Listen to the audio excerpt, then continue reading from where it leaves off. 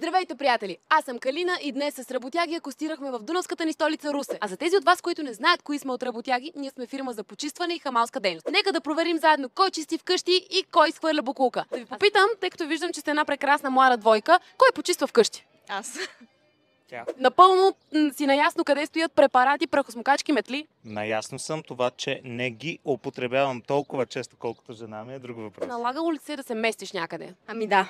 Даже наскоро се измести. Имаше ли мебел, която въобще не искаше да носиш и сега съжаляваш, че си я взела? Ами леглото помня, като го качвахме до 8 етаж, защото не се побра. А качвахте го сами? Да. Айде, патроли! Айде!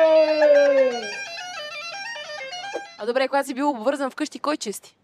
Предимно аз. Предимно ти. За жалост. И знаеш къде са препарати, прахосмокачки, метли? Само да ти кажа нещо. Ако дам на някой да очисти и след това не мога да намеря нищо. Нищо не се знае къде е, кофата? Ама то ни трябва и до там. Страхотно. Значи съм на правилното място с правилния човек. Ние от работяги сме фирма за почистване и хамалска дейност, така че другия път, вместо да чистиш сама и вместо да местиш мебели сама, може да се обадиш на нас. Ние даже си мислиме сега да сменяме дивана и даже се чудихме, ама... Ето страхотно. Значи сега има вече кой да ти го изнесе.